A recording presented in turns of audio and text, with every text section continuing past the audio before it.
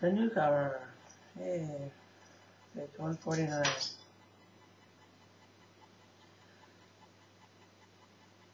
Chardonnay stopped coughing and left to clean herself up. She came back into the room, cleaned up the table, and poured herself some more tea, offering more to her guests as if nothing had happened. What has become of the ashtray? Fedora asked, still giggling. Chardonnay gave her boss a look of warning. Her sides, nose, and throat hurt, and she couldn't stand any more jesting. Fedora nodded and straightened up. Is that why I'm here? Lenise asked. Fedora shook her head. I'm afraid that it's not that simple.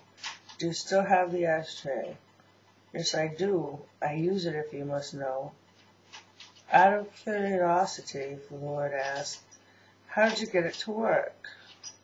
Proudly sitting up, Lenise said, I've always liked mechanisms. When I was a child, I was forever taking things apart to learn how they worked.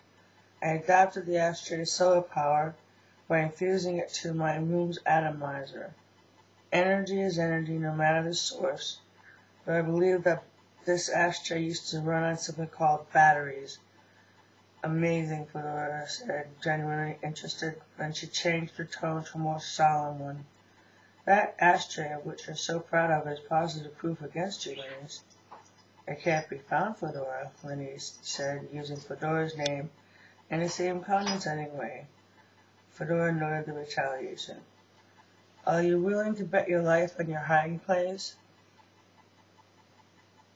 Lenise thought about her intruder and then decided that Fedora couldn't have been it. Though she may have gained access to her room through the pin board, the code to her drawer could never be traced. It wasn't documented. The drawer had been designed, built, and programmed by herself while still living with her mother Matrix. It was the first thing she brought to her queen's chambers.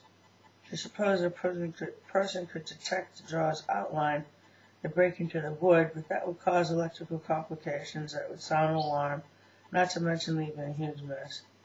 An awful lot of trouble to go through, and not without immediate detection. I'm not willing to die for anybody or anything, Lenise answered. That's where you and I differ, Lenise. I do feel sorry for you. You feel sorry for me, Lenise's half of her. Just look at the squalor you live in. She pointed around the wood-paneled walls. They were dank and depressing compared to the intricately engraved gold panels that surrounded Lenise and Nicion. Fedora was insulted by Lenise's look of disdain as she inspected the decor of the prayer house. It's so typical of you people in power, she exclaimed, pounding her fist on the table and upsetting the teacups. Chardonnay grabbed a napkin and hurriedly cleaned up the spilled tea, worrying over the teacups and the cups in the teapot. Fedora rose. Why do you think we commoners have survived in this squalor? She asked, looking around the room and back to Lenise. Do you think that's because of our modern desire to serve the elite? The thought disgusted her, causing her to madly pace the circular room and coming back to her place at the table. You flatter yourselves. We commoners are not satisfied to remain your slaves, she roared. Chardonnay pulled on Fedora's sleeves to get her to calm down. Fedora pulled her arm free and continued to pace the room. Since the inception, as you call it, we were supplied with something which your kind was not. A reason to live, for a cause other than ourselves and our forced duty to you. Without it, our society would have committed mass suicide decades ago. Chardonnay remained as quiet as she could, but her hands would not stay so. They jarred nervously as she arranged the condiments on the table and pushed Fedora's teacup closer towards the pillow that she patted in order to get Fedora to sit back down. It didn't work. Fedora stormed across the room and stood in the hallway.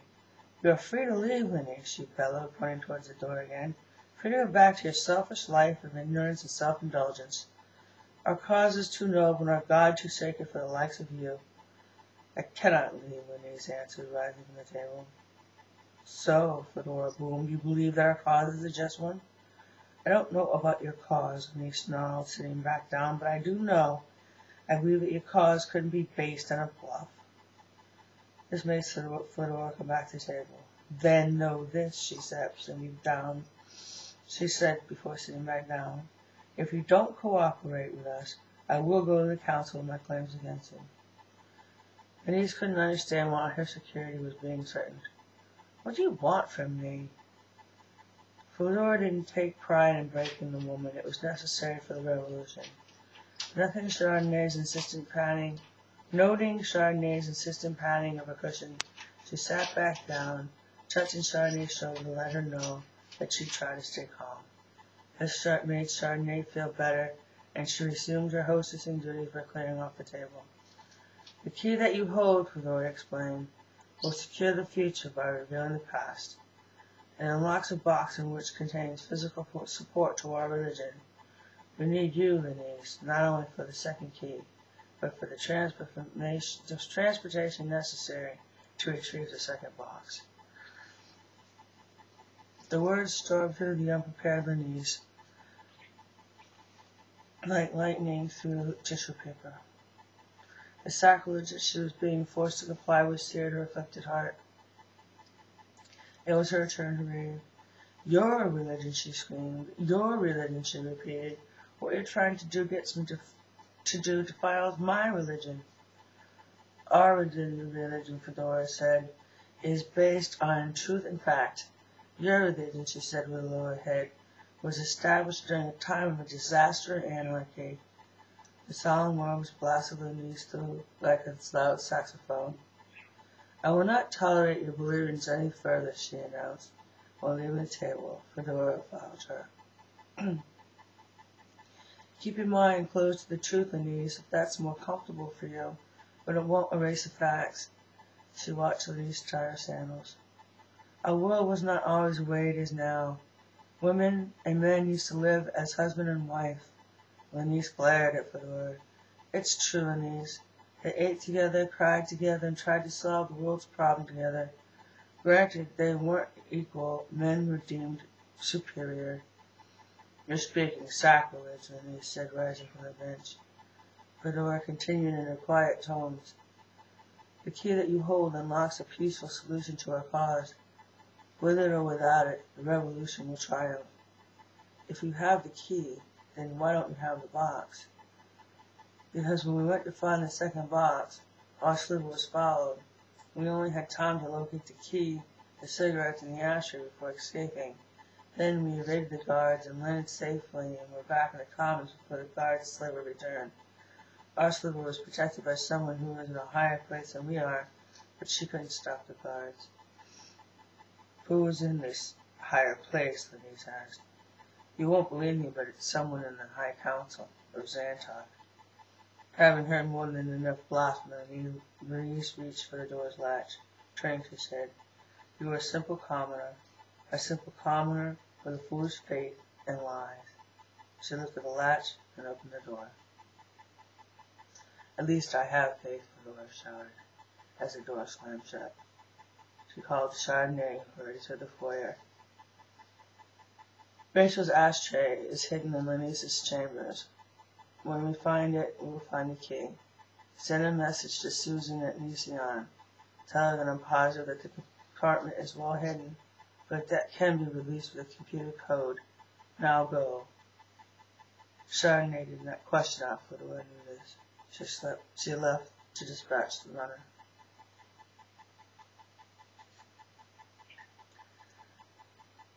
June?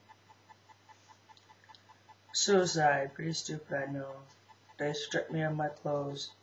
I'm grateful that they've turned up the heat.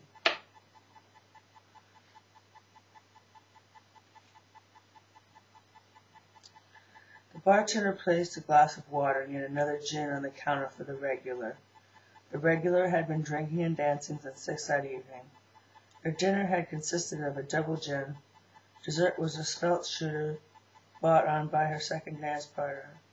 After guzzling down the water, she picked up the gin. The liquid looked weak to her and had no smell. Let me have bourbon instead, she said, pushing the gin back to the bartender. Whatever you say, the bartender said, but the gin remains on your slip. The regular slapped her hand on the bar. But I didn't drink it, she yelled. But the bartender argued back. You did order it. And the drunk screamed, flinging the drink into the bartender's face.